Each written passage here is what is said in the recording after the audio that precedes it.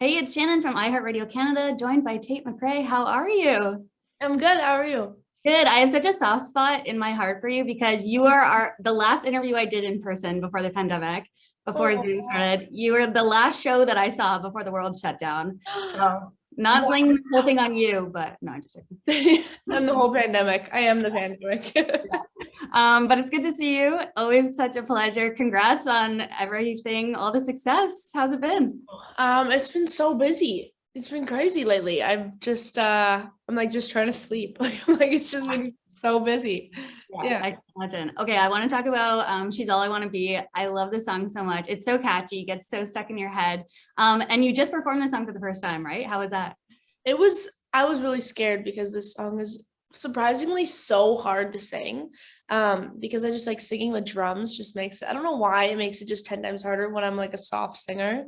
But it was so fun. Like we were just jumping around and having a blast. Like my band like loves performing that song. Yeah, that's when I feel like people are going to be like jumping to at shows. Like that's Oh gonna. yeah. Do you have a favorite song already that you like to perform live? Currently it's You Broke Me First. Okay, Just because that song, I don't know why we like turn it into like a rock song on tour. So everyone's like aggressively screaming at me in the audience. It's really funny. yeah, I love it's it. so sweet. I was wondering that about like She's All I Want to Be. Having to sing that because it was a ballad and then it was turned into like a more hardcore song. So then did you have to then kind of learn that version of the song that it was turned into?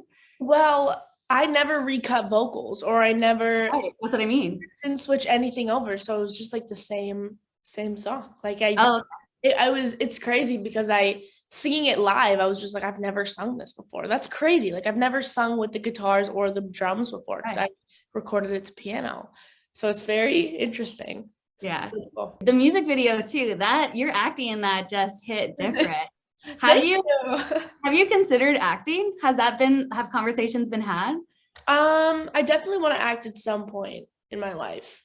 I tried acting when I was younger and I wasn't good. So like when I was younger, I'd do like a few like Nickelodeon shows and I just like never got that job. So I gave up at age 7, but I might try it again later in my life. Yeah, I would say give it another shot. Maybe like season 3, Euphoria, Tate gets added to the cast.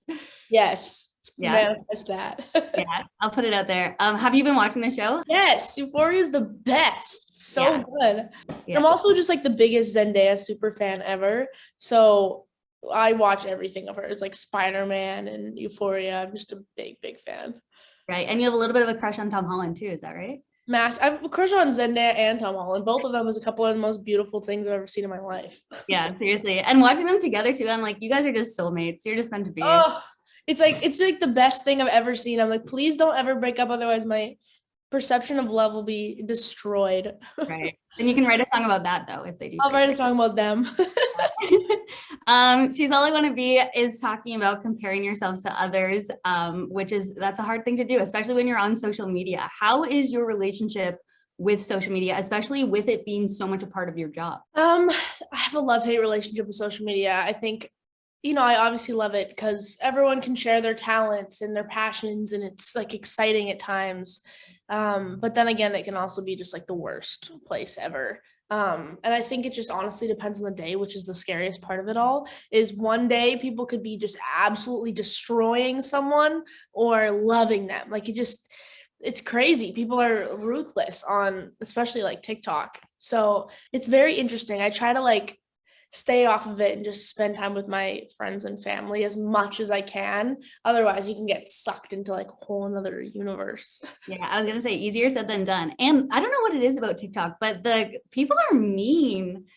People have no filter. I think it's so crazy because like our 10 years ago when Instagram was like the huge thing, it was like it was the worst part about it was that it was like all just like highlight reels and like all like, oh my God, you look so good, you look so good, you look so good. And that's what was the crazy part about it was all positive and like kind of fake.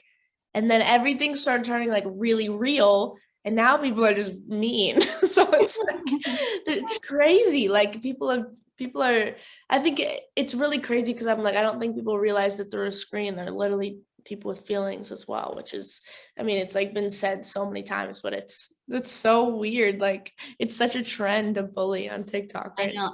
I think it's easier to like hide behind your profile because so many people, like I'll have people give me like a hate comment and then I'll click their thing and I'm like, oh, there's nothing there.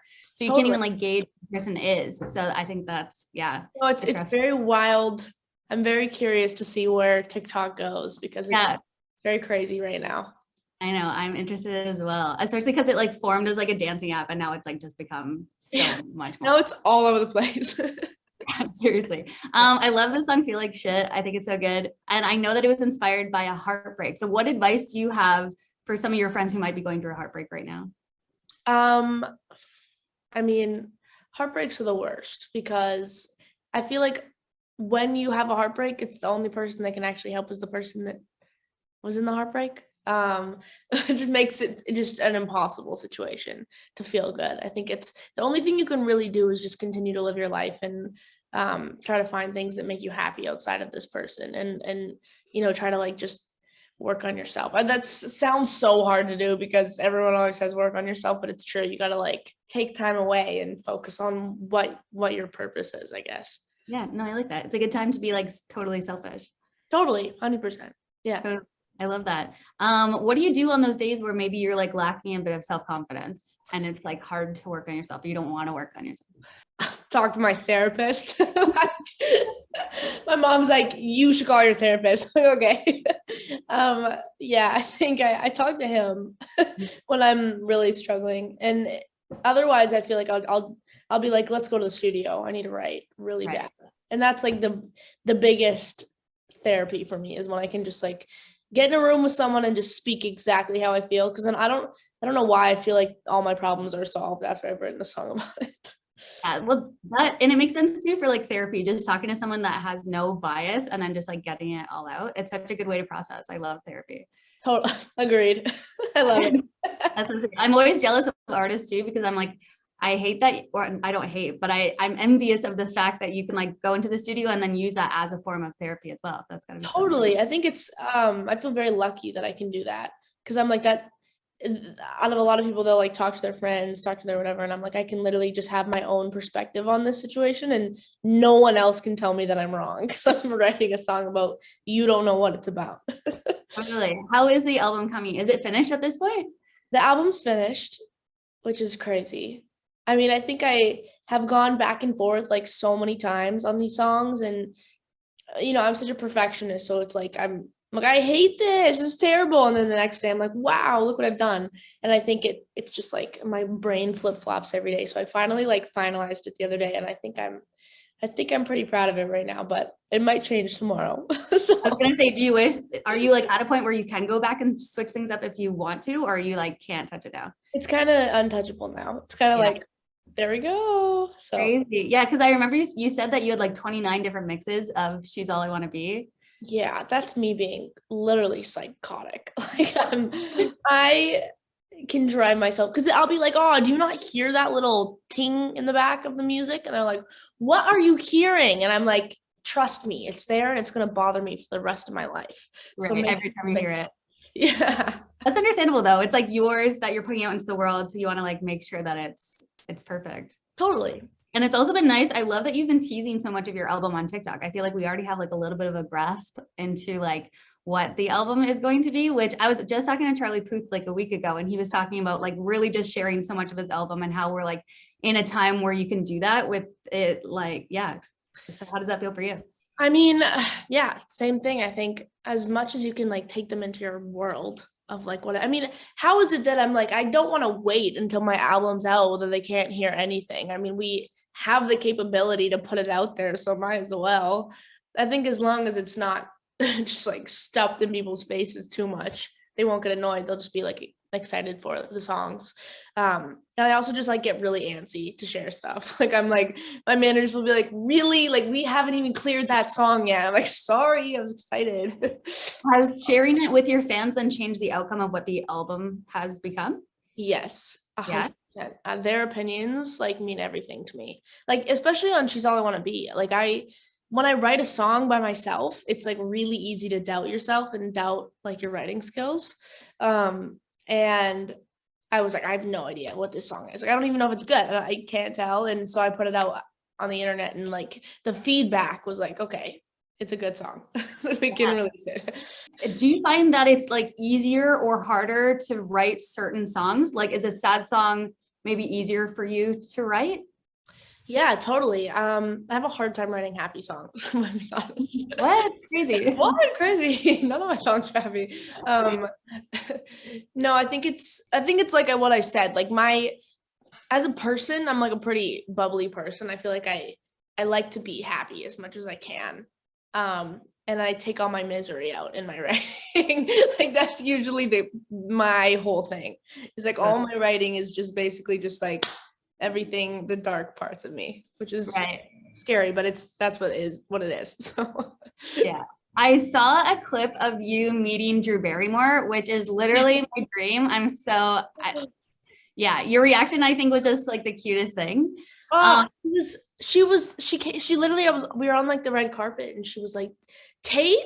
And I was like, what? How do you even know my name? And she was like, I'm such a big fan. And I was like absolutely dying. Like all of her rom-coms I'm obsessed with.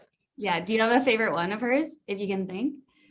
Usually her like movies with Adam Sandler are crazy. Yeah, 50 First Dates. Yeah, so good. Is there anyone that you've met in a situation like that where you've been like, this is insane? When I met Shawn Mendes, I was a little, whoa, you're pretty. Like it was just like, he's just like, he's so talented and so perfect that it was, I saw him in real life and I was like, wow, I'm really starstruck right now. Yeah, and he's really tall too, hey? He's super tall. And he also just like exudes like perfectness. So I was like looking at him and I was like, I feel like I'm very underwhelming as a person compared to you. You know what I mean? Totally. I interviewed him one time and I remember him like walking in the room and I was like, wow, like literally the same react. And I'm like a huge homosexual and I saw him and I was like, you are a beautiful, beautiful human being. The tour is coming up in less than 2 weeks. How are you feeling? How pumped are you?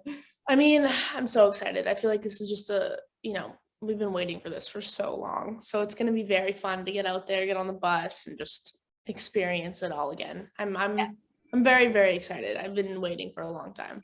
Nice. Our cleaning lady is vacuuming right up. So it's perfect timing for that. Also, congratulations on being the face of Maybelline. That's so exciting. Thank you. That was like a dream of mine. Like I was like, no way, why? How did you find out about it? How did it come about? They honestly just like emailed our team and they were like, we would love for Tate to be a part of this. And I was like, that's crazy. That's crazy. That's so crazy. Well, Tate, congratulations. All the success as always. Always so fun to catch up with you. And hopefully next time we're back in person making TikToks and all the things. Hell yeah. All right. Nice talking to you.